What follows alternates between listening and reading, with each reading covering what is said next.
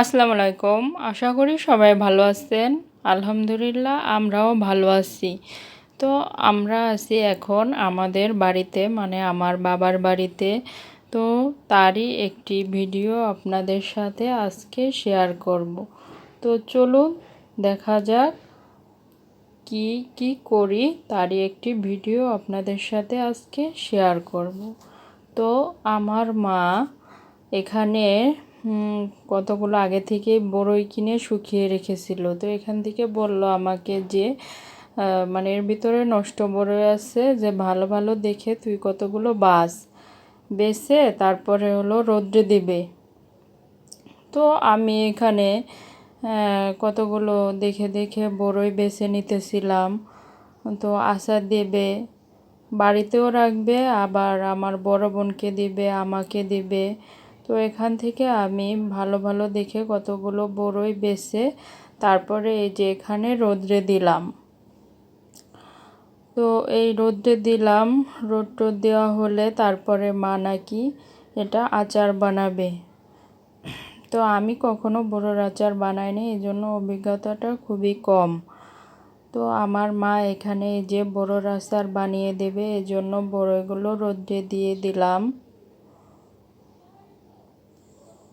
তো এই যে বড়র আচার বানাইছে, বানায় বক্সেও ভরে রেখে দিছিল ফ্রিজে।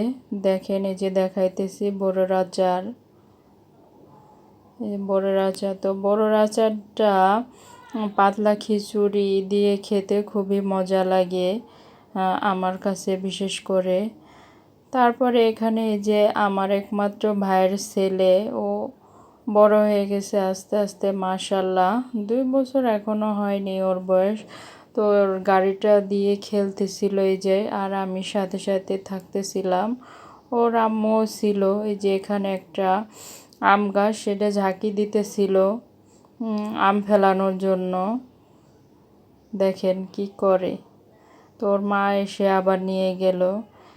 আর এত দৌড়াতে পারে বাবা, এক দৌড়ে চলে যায়, মানে আমাদের বাড়ির দুপাশে গেট আছে, একবারে গেট পার হয়ে চলে যায়। আর এই গাড়িতে উঠবে না, সে গাড়ি এইভাবেই ঠেলতেছিল।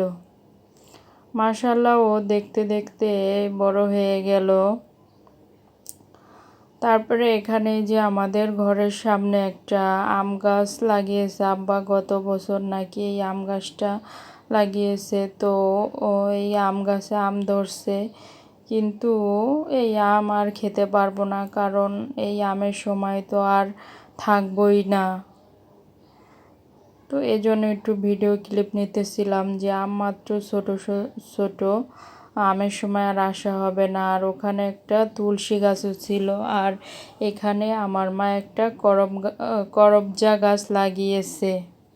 ভিডিওটি এ পর্যন্ত, সবাই ভালো থাকবেন, ধন্যবাদ।